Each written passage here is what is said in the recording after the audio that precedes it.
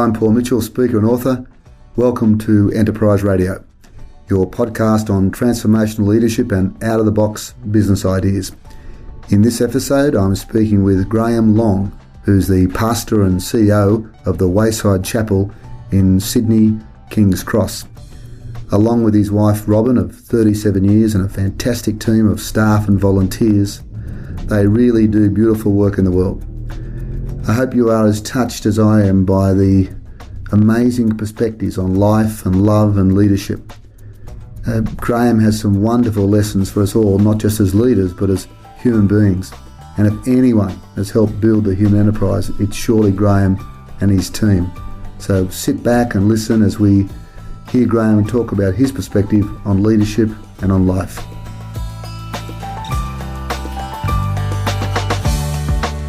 Well, hi listeners, it's my absolute pleasure and delight to be with Graham Long. I'm going to let Graham tell you what his role is, but this really is a bit of a different interview, a different situation from our normal corporate interview, but something that I think that our listeners will really find intriguing, fascinating and hopefully inspiring to really look at their leadership in a new way. So, Graham, welcome. Thank you. Graham, could you tell our listeners just what your role is and a little bit about what that actually involves? Actually, I had a little kid ask me just recently what I did, not on Sunday, and I couldn't answer. Well, I'm a little kid too, and I'm asking you the same question. Okay, well, it's just as hard to answer. So my title is CEO/pastor of the Wayside Chapel in King's Cross. What that means is essentially that I'm the leader. That's what it means. Yeah. That's what I do. When I began, there wasn't much to lead. Right. It's only about 6 years ago we had 2 full-time staff only. Today we have 32 and 340 active volunteers. So it's a fairly busy place. It is a busy place. 7 days a week. Yeah. But my role, I suppose, especially as we grow, my role is about setting a context and providing the parameters within which people can be enthusiastic and achieve what we need to achieve. Yeah, we often have, and I will weave in some leadership stuff from time to time. One of our definitions of leadership is a leader excites people to exceptional performance. Yeah. If ever you have to do that, it's here, I guess. Yeah, absolutely. I think that I spend nearly all my time reminding people about what it is that we do. Yeah. Because it sounds ridiculous, but it's the easiest thing in the world to not see what you're looking at here, because it's so busy and it's so flat out. So you're just getting so locked into the day-to-day busyness rather than forgetting what the higher purpose really is. Yeah. Tell us about that in terms of what that higher purpose is. For the listeners that don't know, you must go to the site. It will blow you away in terms of how magnificent their positioning is in terms of what they do. But Graham, what is it? What is the higher purpose? And day-to-day, what are some of the services that you provide?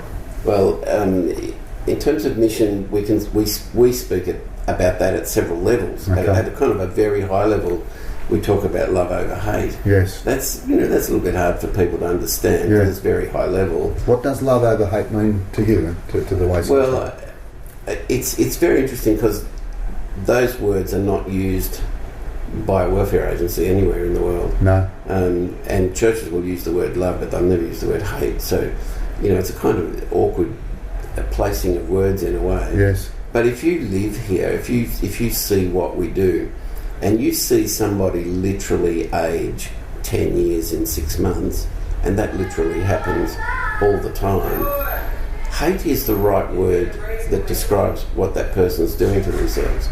Wow. And we bury lots of people. Last year I buried 53 people, 54. Everybody should do a few funerals. It really helps you come to terms with lots of things. With who you are and what you are. And when it's a youngish death or somebody who's taken their life, you realise in a way that hate is the right word to describe what people do to themselves. They punish themselves. Yeah. So at a very, very high level we talk about love over hate, and that's on our logo. But in more in our everyday language, we talk about creating a community where there's no us and them. Okay, so, I've seen that on the site too. Yeah. Expand that a little bit. Yeah. Oh well, it's. We understand too that in the real world, a lot of people need there to be us and them. So a corporate person can walk in here and say, if those people just worked as hard as I did, everything would be okay in the world. And poor people can say, if those sods would just part with some of their money, my life would be okay. It's equally blind. Right. And the truth is, when you can arrange a meeting between those two, both realise there's precious little difference between them. That the corporate person can walk away saying, actually, that could be me. If I didn't have the backing of parents or education or whatever it was, I could easily be in that spot.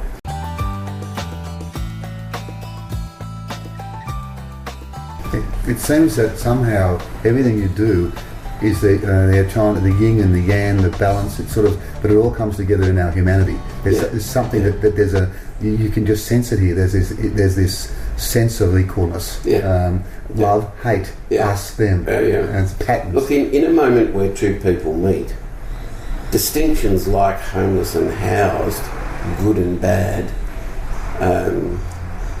well and ill, they do not apply. Yeah. When you really meet. Now, you can't maintain a meeting, and you can't actually even make a meeting happen. You just have to look for it. Yeah. But when it happens, there really is no them and us. But you can attain that, and then you will lose it. Yes. You always have to lose it. So it's something for which we always strive. Yeah. Now we talk about also in our missions. I'm still in this discussion about mission. We also talk about meeting and moving. So what that means is human beings who've arrived somewhere and are never fully alive.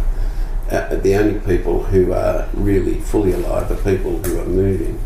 So it's our goal for people to be in a spot where they're moving, and that includes us, of course. And we think people move in a way depending on the quality and the impact of the meeting that takes place. So that's something we talk about in everyday language all the time. And it just seems to me in corporate world, so often we might be in a board meeting, in a team meeting, but we're not meeting each other. We're simply in the same room. Yeah. What I hear you're saying is we meet. Is it a Zulu word? The word hello means I see you, and it doesn't just mean I see you. It means I really see you. So moving. And the other thing I love too is that to be fully alive is to be moving, not to be stuck. Yeah, that's right. And that's the whole concept of energy going forward and taking ownership yourself too. What we need to be moving is the Wayside Chapel, not just the people that we're with. Yeah, staff can be just as stuck as a homeless person. Yeah. So if you're stuck and you're stale, you're the problem. Yeah. Doesn't matter whether you're on staff or you're the homeless person. So it's the quality of the meeting that might take place between somebody who might be very mentally unwell that moves them and moves me. I change. I'm different as a result of that meeting. Otherwise, nothing's happening.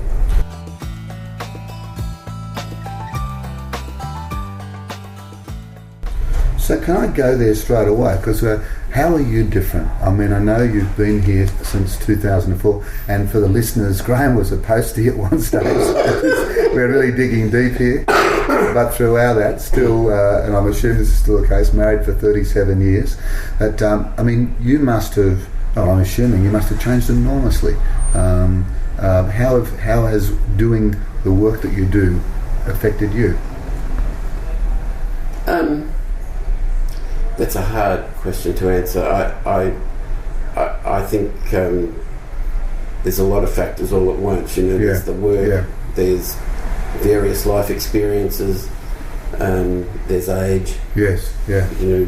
I think you can get to an age where you stop being in competition with all the other men in the world and stop trying to seduce all the other women. Have you got there yet, Graham? Almost. I'm well on the way. So it's lovely to reach an age where you can see a gorgeous woman, for example, and you know she's looking back at you thinking, look at that poor old burnt out piece of crap over there. But, you know, it's kind of nice. And to not be in competition with others around. You know, I in my younger years, actually, I really needed for people to see I was above average. Yeah. I didn't have to be the very best, but I definitely was above average, and I needed you to see it. And I lost a lot of energy trying to prove that.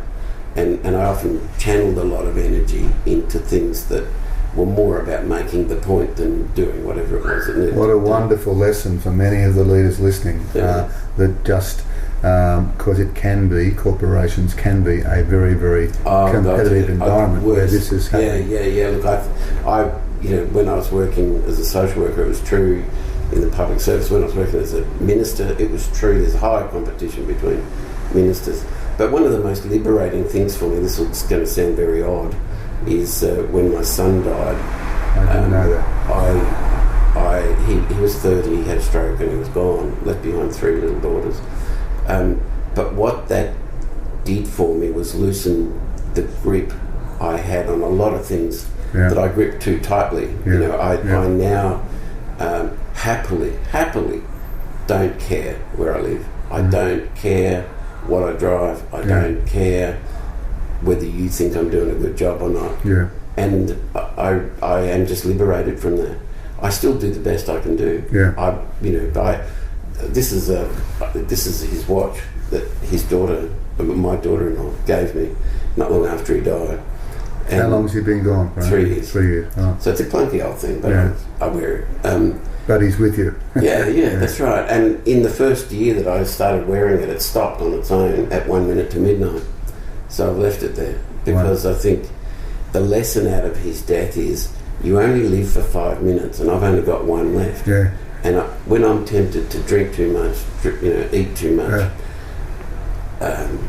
when I'm invited to a talk fest, I look at this watch and think, is that how I want to spend my last minute? God, I'm tearing up here. Hopefully we'll get through this interview, listeners. That's really something in terms of the Lord moves in mysterious ways. His wondrous nature to behold. But we've only got 1 minute. And let's use that minute well. Yeah, that's right. And what I pick up is that by you putting, let's call it ego, whatever it was, to one side, you were able to really focus on what was important. That's when you let go of that competing, what was it that it enabled you to do? Because obviously it was burning up a lot of energy.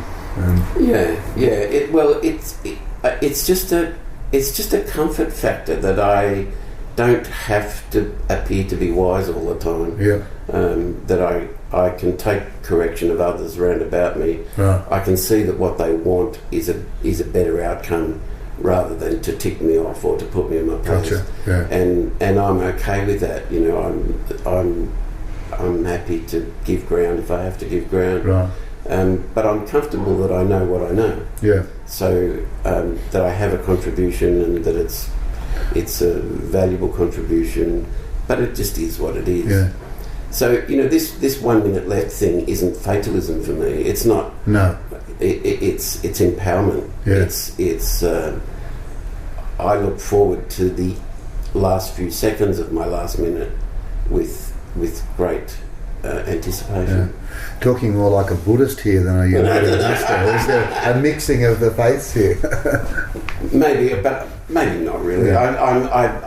I really do stand on Christian ground, but not many people have accused me of being religious, but for me, it's very healthy to think of yourself as terminal.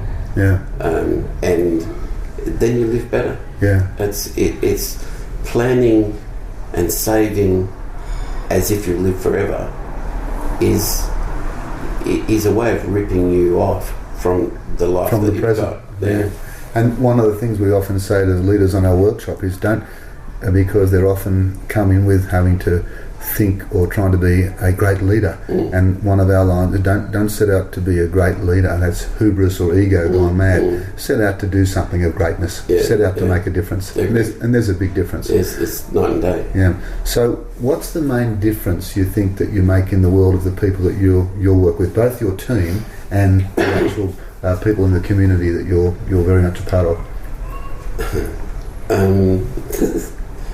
Are you asking a question about outcomes? Outcomes, No, not so much outcomes. It doesn't even have to be outcomes, like the difference that it makes to them, like the feedback that you get rather than... Well, look, we in terms of lives turned around, we probably see more dramatic evidence of lives turned around than most people do.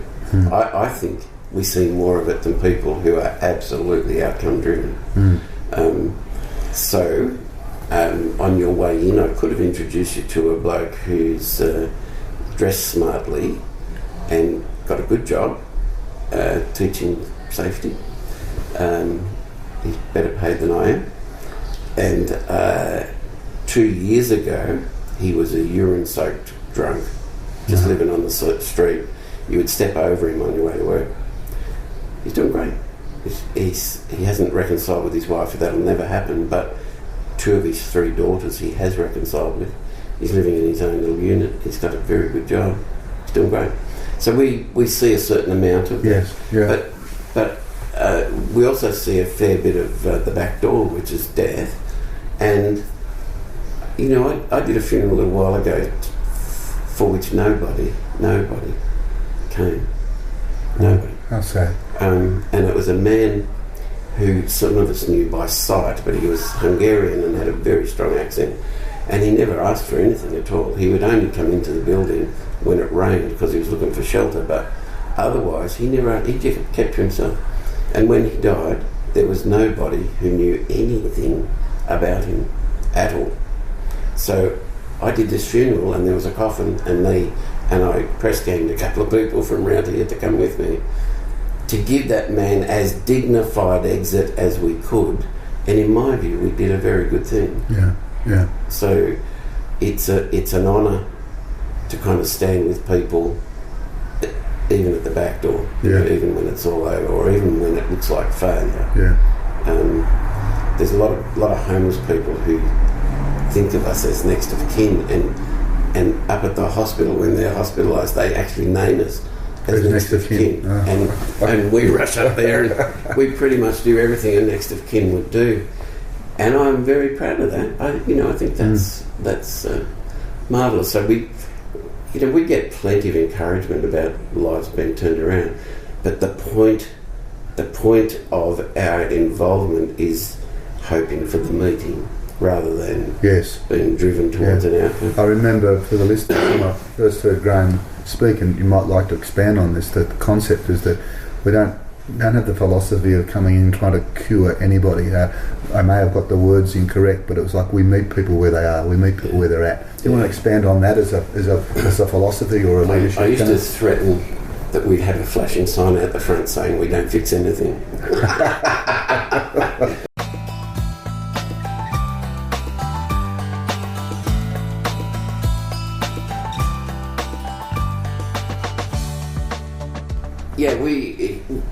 I say that to provoke thinking, because the truth of the matter is most people feel alone. By the time they get through our education system and compete in the open world and fail in some way, most people, certainly most people who walk into Wayside, feel alone. And if you can overcome that, most people will move towards health under their own steam. You can watch it happen, physically watch it happen. So we don't meet people with clipboards and boxes to tick so that we can find out what kind of problem are you in order that we can secure our funding for the next 6 months. We hope to meet you, and if somebody walks out of here feeling met rather than worked on, then we've had a very good day. Wow, that's just what an amazing concept for so much of our performance management systems and constructive criticism and so forth, in terms of, obviously important to keep skilling people up, but were they developed, were they met rather than worked on? Absolutely. And Look, that's so important, and it's kind of against our culture, because pragmatism's in the oxygen, and that's the way we are. Yeah. And I'm not arguing against being pragmatic. I'm just making an argument that we get first things first. That's all. And to be realistic, I need to give you one other distinction, which is really important. Thank you. And that is, we fix things all day long. Yeah. You know, we give people showers and changes of clothes, and we fix. But here's a distinction you must get, and that is, you can meet someone in order to fix a problem, or you can fix a problem in order to meet someone, and the distinction is totally different. Yeah. And I get staff, and I see them working, and I can see the point of their work is to fix a problem, and I write out for them a written guarantee for their burnout date. Because it isn't fun. It's not fun. Yeah. Whereas if you fix problems in the hope of meeting someone, sooner or later you will, and that'll be good news for you and good news for them. So fixing a problem in order to meet them, not to fix them. Yeah, big difference. So all the difference in one. Does that philosophy also tap into the way you work with your team? You have over 30 team members here and almost 300 volunteers. How does the philosophy of the way you do it with your broader community work with your team? I try to be both kind of gentle and provocative most of the time. So I challenge people all the time, most especially about their language, because I think a lot of the language we use, that people normally use, works against our mission. So why use language that works against our mission? So people come here and they get a job and they're fresh out of university and they want to call people they meet here clients. And I like to challenge that. I don't roust them. I don't say you're wrong, but if you've got in front of you a client, then you must be an expert. And experts never meet clients. They never meet. So you're creating a barrier. You're creating us and them. Most of these clients have names. You know, if you need a collective noun, call them people. Yeah. It's just we're blind to the need in us to prop up our own self-esteem by making sure we're on this side of the desk. No intention, and yet even without the intention, you can still do damage. See, in very few agencies, and I challenge you to go through the helping profession anywhere you like, you find out how many people jump the desk. In other words, they come in as a patient or a client and finish up as a doctor or a worker. It happens here though. We've got people and staff who walked in here on their hands and knees as heroin addicts, and they end up as very good staff. It doesn't happen quickly. It's a long process, but and that's because in the end, when there's a meeting, it's a meeting between equals, not between clients and experts, but human beings. What are the elements of that? It seems to me if to create more human enterprises, it's almost like the number one thing we have to do. The human part comes before the enterprise. And I know there's no formula, no magic pill. When you do get those meetings, you know, those real good connections, are there elements of it that you see? Look, it's I hesitate to use the word magic, but it's kind of magic. You could use the word grace. It's like you're performing a role and then suddenly somebody's with you. It almost always is a surprise. So if you're living your life with no room for surprises, you will miss out. Because just harking back to my son again, I've had 3 years in the shower of being able to reflect on, did I love him enough? And I look back and I've trawled back through as many happy memories as I can, and in nearly every case that happy memory occurred, I was busy doing something else, and this came into my life as an intrusion. So I can't tell you now what it was that I was doing, but I value the intrusion above it all else. Interesting. So I think what I was doing now, I look back on it, I think it's piffle. But no doubt I thought I was saving the world at the time. But it seems to me, when this moment happens, wherever it happens, it comes at you as a surprise. If you could make it happen, you'd be manipulating somebody. Yeah. So and that wouldn't be equal. So it's almost like just welcome the surprises, and don't be. And the other thing is maybe just even create the space where they can happen. Is possibly something that we all need to do. I wonder. I see a lot of the meetings, the ones that I think go well in the corporate area, where we have a cup of tea before we go into the meeting room. It sounds like a silly thing to say, but there's a bit of that chat, and it's almost like we'll come into the meeting room and we know we've got a meeting, but we're meeting each other beforehand. Look, meetings rarely happen in meetings. The church has perfected meetings without meeting, but they happen at most days some kind of meeting happens, and it's. All it is somebody has surprised you. Yesterday it was drizzling and a man walked in with his big dog and he said to me, "Can I come in here with my dog?" He said he's a Protestant.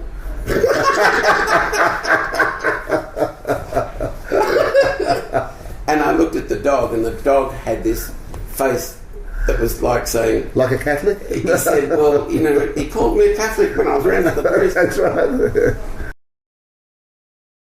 And that's a meeting. You can't be an expert in a moment like that. You have to laugh, or you have to acknowledge the cheekiness of this bloke. And just for listeners, you probably get a sense of just Graham's cheekiness here, and just your love of life.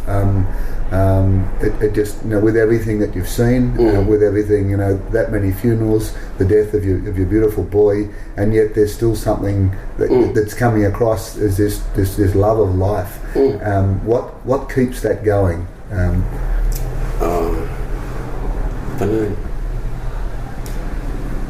Don't know. I think it's just a gift somehow. For me, it's tied up with faith. Be hard for me to separate it from that. It's not positive thinking. No. In fact, I think one of the problems with the world is that we live in bubbles, and the bubbles, you can put these bubbles together. Doesn't mean to say you've got a social life.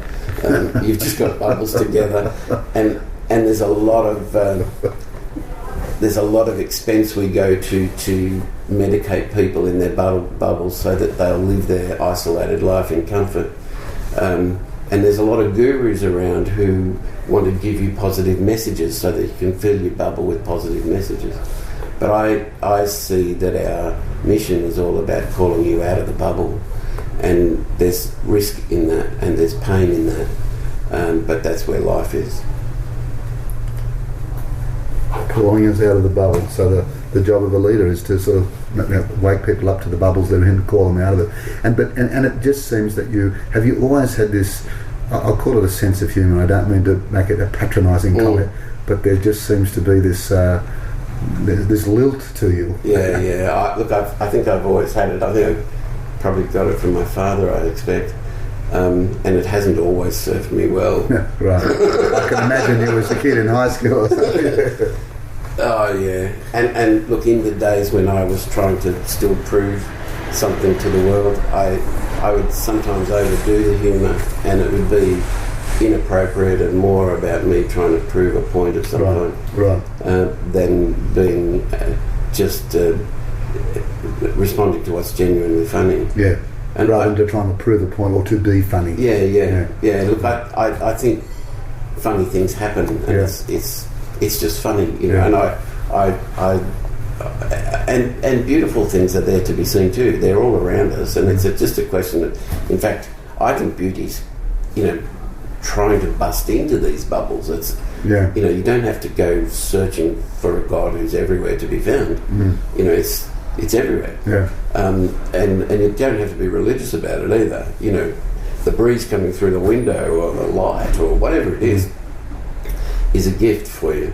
And I just I like to find something funny each day, and it finds me usually. Yes. Like the man with the dog yesterday. Yeah. I was in a meeting once and a guy came in and said, and it was with board members, so it was a relatively weighty meeting. And this fellow came in and he said, "I don't owe any money on the MiG." And I thought, that's a relief, because trying to run a jet fighter when you're homeless is awfully expensive. It can be problematic. So we had a cup of, when I left the meeting, I found him, we had a cup of coffee to celebrate that there was no debt on his MiG, but I find that kind of thing just had a Korean meal together or something. And, it's just lovely, know. So, and they're just endless. Those sort of things just happen all the time. And so, if we move, if we look at that whole community and the connection that you've made, how do you hold on to that community and face the reality that there are leadership jobs to be done, there's tasks to be done, there's standards to be upheld. It's still a business. Admittedly, money to be found, money to be made. What's the balance there between mission and, as they say, the mission's in the margin, and actually running a good business? I think the primary thing is about direction. I really do think the primary thing for the leader is, the boat's going this way. Yes. And it is about saying, it's like an ocean liner, not like a speedboat. You turn the steering wheel, and there's no evidence that this thing's moving, but it's moving. You're right. And you say to people, we're going this way, and we'll tolerate 10% difference here, but 30%, and you're going to fall off this boat. Right. So there is this thing about knowing who we are, what we're doing, and where we're going is important. It's also true that you have to run business meetings and keep minutes, and they have to be accurate, and we have to deliver on what we said we'd do yesterday, and all of that's very unromantic, but necessary. I have all kinds of strange language to try and describe what that is, but for me,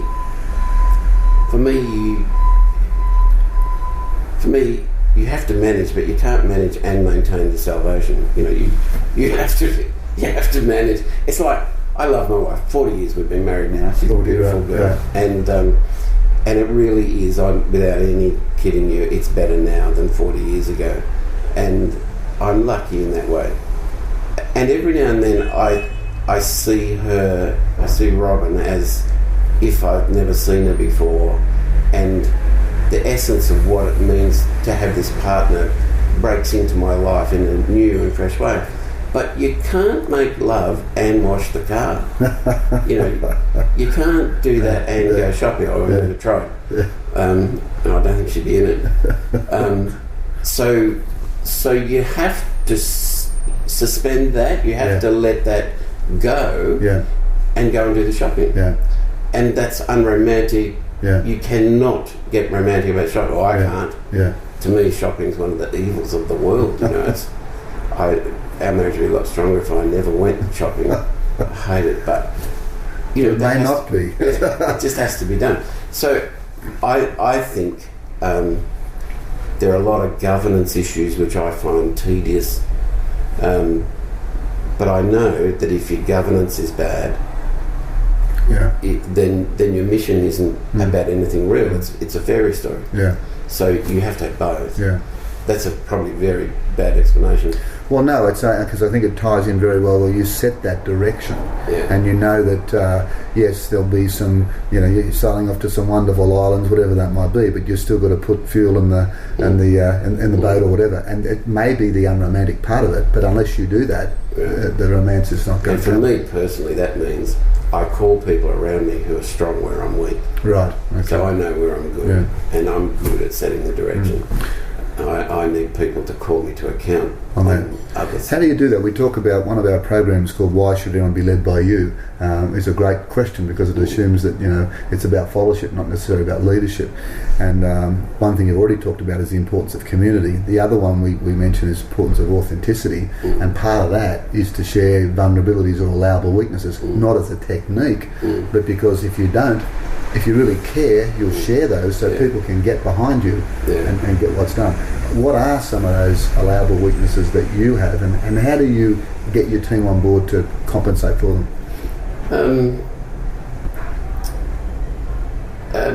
I try to be careful to correct my own tendency for exaggeration. So if I've said something and I think I wasted 5 years of my life studying ancient Hebrew once and Greek, and you enter those ancient minds and you can see that they don't deal with literal anything. Everything's a picture. Yeah. And my mind naturally thinks like that. Right. I'm very comfortable in painting you a picture rather than communicating to you here's the facts, which is a big problem actually at times. Right. It's a big problem. Yeah. And I've had to, sometimes I've said A, B, C, D, E, and then I've thought about it a second after that, and then I've had to come back and say, I said to you A, B, C, D, E, but actually A and B weren't there. I just made that part up. Right. And there's a fair bit of loss of face there. Are you more aware of that now, or do you frame things? We often encourage, look, this is a thought, not a plan. This is an idea, not a plan at this stage. I'm just talking out loud here. Have you learnt to frame it, or I think so. I think I do better than I used to. Yeah. And I'm more aware of the limitations of what I say than I used to be. I also am more comfortable at saying I've got something wrong, or oops, or I can be corrected, and that's okay. And I quickly recognise where people are stronger than me, and I'll have a go and say, what do you think of that? Yeah. But there seems to me there are some things though that, although you might say that there's that broader picture, that some things you're quite precise on, like language, for example. Oh yeah, absolutely. So it's almost like there's a duality here, because language builds a culture. It does. And I'm not saying that you go and beat people up, yet I think you get the importance of words that carry emotion. Can you talk a bit more about that? Because I think that's a great thing for leaders wanting to build a culture in their own business. Yeah, well, for me, it's not about emotion. It's about a mission. Right. It's about what could be. None of my concern about language is so that you'll have an experience of our mission at all. It's all about pulling you out of that bubble where experience takes place, and putting you into the mission. So you have to move. Yes. Yeah. Now, sometimes we use words that which give you an experience and isolate you from the mission. Yeah. And I'm not interested in that. Yeah. I don't want to give anybody an experience of God when they come to church. Yeah. That's the last thing I want to give them. Yeah. I want to call them out of their bubble and into active, real embodied. For our listeners, I've got to tell you, I rocked up here, I did take my tie off, I rocked up here in my coat and whatever, and the first thing Graham said, put your gear down, we're going to have a look at the place. Yeah. And so it was almost like bringing me out of my bubble. Yeah. And I'm wondering, are there some ways that maybe leaders can help the people that they're working with, their teams, their clients, their suppliers, to bring them out of their bubbles? Have you seen ways of doing them? We touched on it before, but in a corporate sense? I think it's a never-ending, it's an everyday kind of a deal. And I don't think just because I did this work reasonably well, and I think I did, and I think this was a communal effort, I get a lot of the glory for a lot of other people's effort, which I'm just letting me get away with for the moment. Yeah. But that doesn't make me a leader of all things. Yeah. And if the mission was to make money, I don't think I would have done such a good job. Right. So I just happen to be a good fit for this.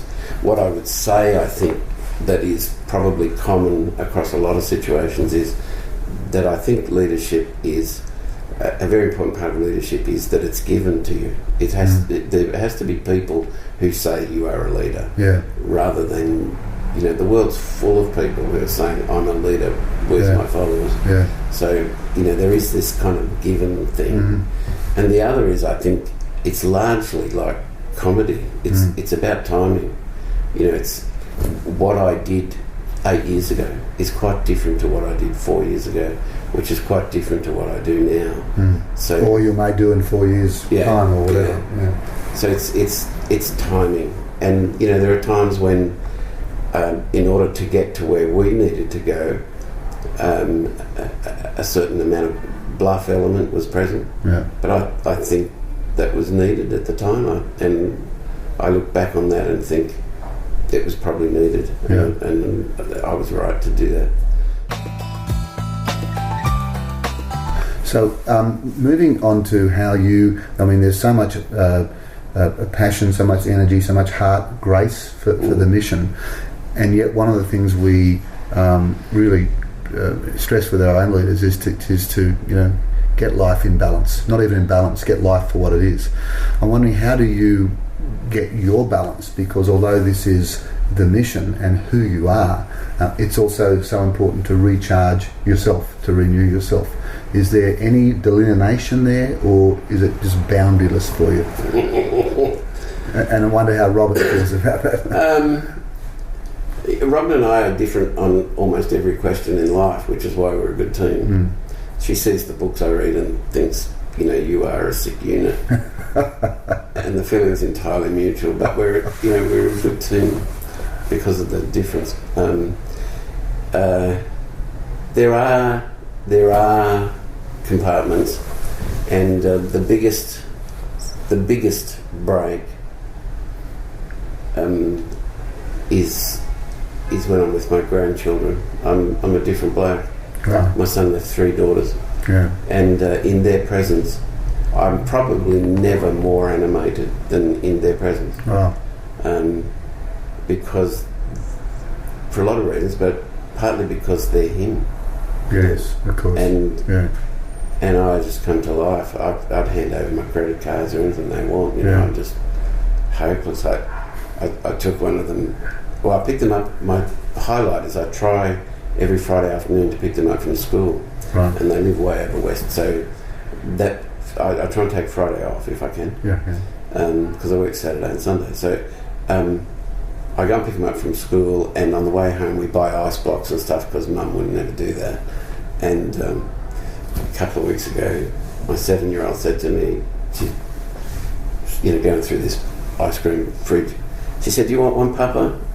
I said, "Oh, sweetheart, I'm too fat." She said, "You were too fat last week and you had one."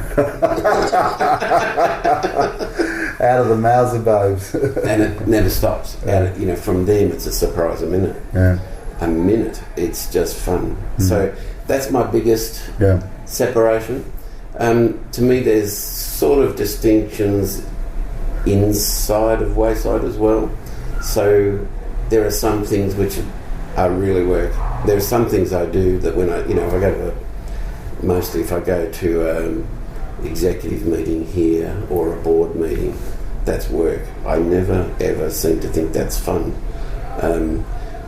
That's just work. So I apply myself to it as best I can and in a work kind of attitude.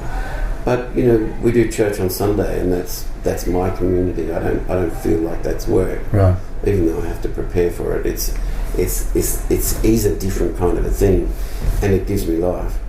And when I sit out the front there just to meet whoever, that's purely about life. Not about work. So just because you happen to be at work doesn't mean it's working. There's a delineation between the different things. It would be great to talk about, on the trip that we did, there was a group, an education group, and Graham was talking to me about sometimes bringing corporations in here or middle managers or whatever, just to see what you do and to get a whole, to remove themselves from the bubble. Maybe talk about that and how that works. About removing the bubble? How I guess you've got the corporate coming in here, and sometimes they might be in a bubble and not know the sort of work. Actually, for people who aren't used to being here, just walking in is a little bit of a call out of your bubble. Because it can be a bit threatening just to walk in. So we've got one up on you even before we start talking to you. So we corporates send us their middle managers, and They're people who live on, shiny desks and shiny floors, and they walk in here and it's a bit confronting. And we just spend a morning educating them about what we do and what's the kind of scenario that makes somebody walk into Wayside. We take them for a walk around this King's Cross area, and then we get them, which is usually a team of about a dozen people, to throw lunch for homeless people. And they have to, it's a sit-down lunch. So they prepare lunch, but they have to sit down with the homeless people and meet them. And share lunch together. Yeah. Now, you can't make that meeting happen, but what you can be sure of is by the time they walk out of here, they have spoken with an ice addict and a male prostitute and a female prostitute and an alcoholic, and it all happens easily over lunch. Yeah. And by the time they leave here, there's a fair chance that they're grounded. Even if they didn't meet anyone, they have been called out of their bubble. And the kind of political wrangles that seem to loom large in shiny desk world take a perspective. So, but if you're lucky, they walk out of here thinking, geez, that could be me. Yeah. There but for the grace of God. Yeah. Mostly they walk in, I think, thinking, if these people worked hard like I did, and they leave thinking, God. Yeah. And the lesson there is just the judgments that we make without an understanding and without tolerance. And if ever there was love over hate, that's what you're doing there. We have a set of values which I articulated, and we use to teach, especially volunteers, but staff as well, to... and what are those, or some of those, right? Well, we've got 5. Right. 5 commandments. The easiest way to articulate it is we say no secrets, no cowboys, no rush, no complacency, and no judges. Right, yeah. So, no secrets is we don't have an agenda other than to create a community between where there's no us and them. There's no absolute transparency. We're not trying to sign you up to become a Christian or a Buddhist or anything. Yeah. That what we say is really what we're here for. No cowboys. If you happen to be somebody who knows exactly what somebody needs and you're the only one in the wide world that knows what they need, you're in the wrong place, because it's a contradiction to who we are. Yeah. That you can't work collaboratively. So people who have all the answers in the world are definitely in the wrong place. And of course, there's a lot of fundamentalist Christians that we weed out. Who have those answers. Because they've got the answer to everything. The fact that it almost sounds like having all the answers is one of the biggest liabilities you can have. Well, I mean, someone who comes in and says Jesus is the answer, we show them the door. Because we'd say Jesus is the question. I had a couple of funders who came in one day, husband and wife, and they said, we think you're doing a great job here, Pastor, but these people need to be saved. I said, I know, I'm saving them from you.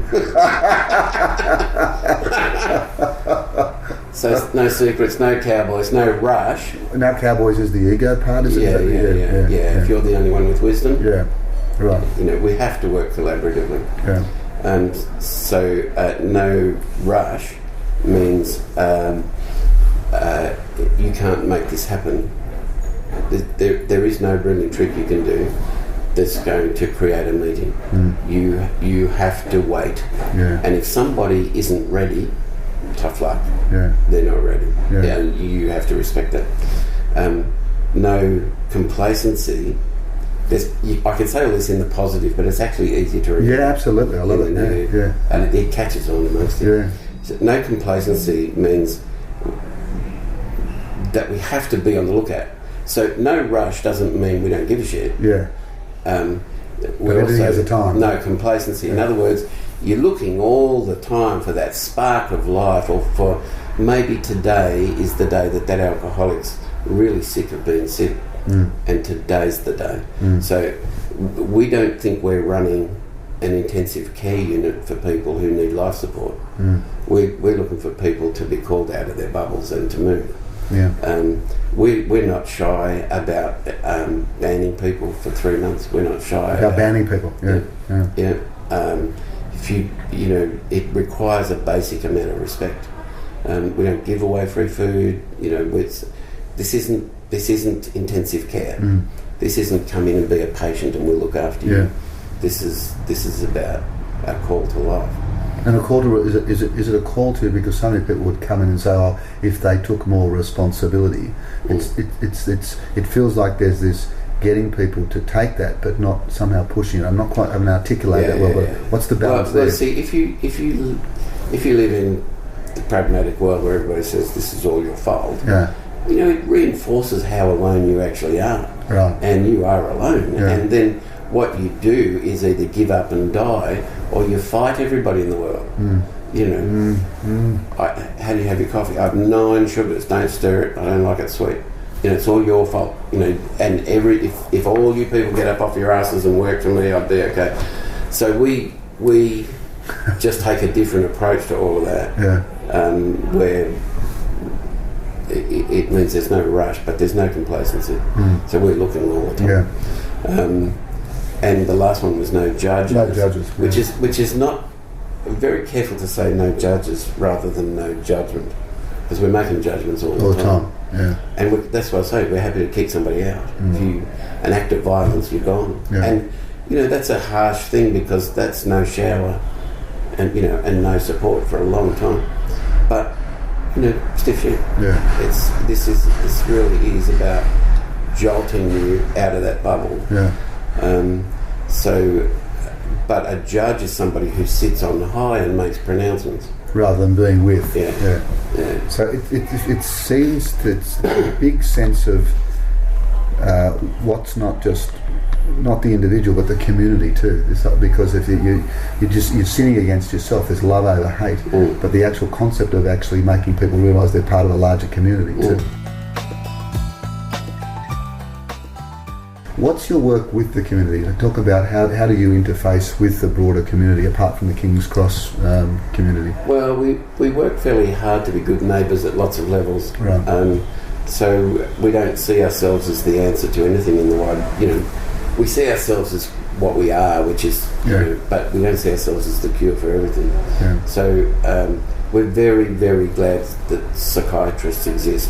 But this isn't the place for them. So we refer people up, and we've got a close relationship with St Vincent's and social workers and every kind of agency. We're very busy working with other people all the time at that level. We're also constantly calling the wider community in. So we do lots of activities that are not problem focused. We have a playgroup here for wealthy mothers, really, mostly, although we sneak a few homeless people in. Playgroup for little children. So on Mondays here there's a playgroup with about 100 mums and little kids, and they just dance and sing, and there's no problem focus at all. And if a homeless person objects and says, this place is for homeless people, we say, well, no, it isn't. This is a place for community, and everybody has to make room. And when that happens, the wealthy are better off realising this is my brother and sister, and the poor are better off because 80% of what we do is funded by them. So that's at that level. At another level, again, we constantly call the world out there into this project of making community. So I send out a weekly note, and that goes to 7,000 people when I press send, and I read that on the ABC every week. And it goes wild. It just goes everywhere. And it's had a big impact. And that's the text in that book. And it's just a little note. There's nothing remarkable about it. There's no secrets in there at all. It's just calling people into this project where we say, look, this is your brother and your sister. And that's our message. And you talked about the always being, it's like a what's next. Yes, we're doing it great, but it'll be different next year. Is there, do you have some sort of an idea of where you'd like? I mean, there's a lot going on here for the listeners. There's a great new building with all sorts of, and a building that's been done up with all sorts of possibilities and so forth, but it's not just about the building. I'm just wondering, is there a vision for the next 2 or 3 years about where you'd like to be? Yeah, we have a strategic plan. Right. We've had 2 of those, and the first one we ticked every box on every dream we ever had, which was astonishing. I have to say, I've never seen it quite work. It's pretty rare in the corporate world to do that too. It was rare, with the help of a lot of good people, but we ticked every box.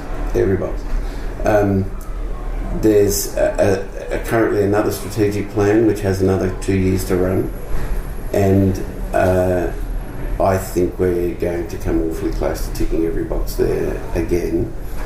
And then I'm thinking succession plan. I'm thinking that might be about it for me. Right. I don't really know what's next. Yeah. And I have next to no concern about what next means for me. Yeah. I've got some concern about what that might mean for Wayside. Yeah. Well, Ted probably would have had the same concerns too. Yeah. So if we look at it, in that way. Yeah. So it'll be in lots of other hands other than mine, and I don't need to be overly anxious about it. Right. But in my view, we're talking sort of 3 years. Right. And we'll be in a much stronger place. And in my view, I won't be the one doing the next strategic plan. Right. But we will have come a long way in 10 years. And an amazing way which is was it 19?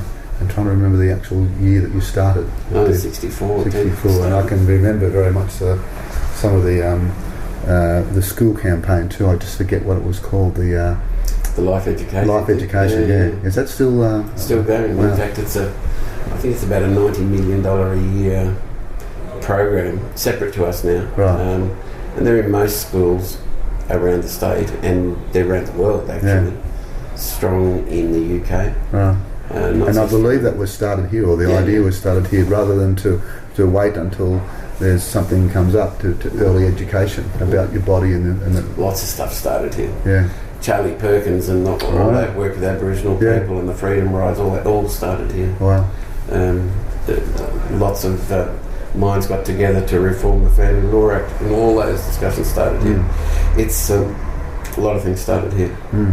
And Life Education was literally running from here only when it began. And schools used to send groups here, and the little mannequin that Ted bought. I can remember the mannequin. I saw it. We've got the original one. Isn't that great? I tried to sell it back at one stage when I was looking for money. I tried to sell it back to Life Education at the price of a king's ransom, and they wouldn't be in it.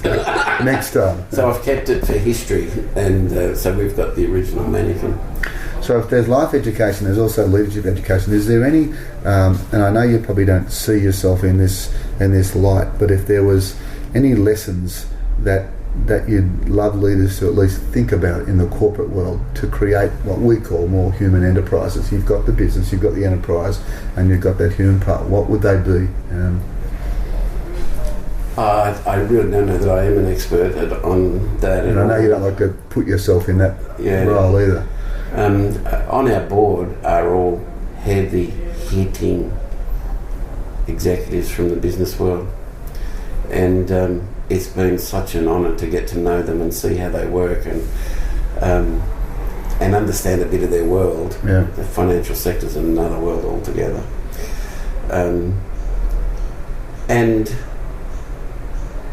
I can see that there are some issues that we have in common around leadership. And I think that they think I'm a reasonable leader in this situation. None of them would want to lead this. Well, they probably couldn't. The chairman of the board says that the first thing he'd do if he was in my spot is get rid of those homeless people out the front. He was the CEO of BT, and he's on all sorts of boards and things, and he's a fine man, perfect fit for chairman of our board. It's a whole story about. Sometimes we think, how's the board going to help the business, the charity? How has the business affected them? Have you seen? I think they the other way. Say profoundly. Yeah. I think they would say that it's hard to judge, but I think they've stuck with it. Yeah. And they've copped a lot of pain that they didn't need to cop. Yeah. And it's cost them all some money as well. Yeah. It's cost some of them a lot of money. So it's a fair guess that it's given back to them. I think they would say they felt like they've made a contribution back into the real world, or if that's not the right word, certainly into a bubble. They went into another out of the bubble that they. It certainly pulls them out of their bubble. Yeah. And they obviously believe in what we do, and they are people of very good heart. You know, they are real human beings whose wealth they don't seem to advertise. You know, they're very wealthy people, but I found it a great honour. Look, the one who struggled with that sort of issue was me to begin with, because I'd never related to very wealthy people before. And I was the one that had to overcome something to work out these were just human beings. Yeah. And I would be interested actually at a board meeting. I might do this now that you've given me the idea. Sometime before I leave, it's to whip around the board and say, what difference does this make? Yeah, yeah. And I think they would mostly say profoundly. So, So, on that note of profanity or profoundness, maybe we should come to a close here. Is there anything else you'd like to say about Wayside Chapel? I certainly would like to ask, and we'll certainly put on the site about how people can get in touch and so forth. So a couple of things. Is there a way people could contribute, either financially or via their services to you, and how would they do that, right? We'd probably find a way for people to contribute financially. We'll make a way. Yeah.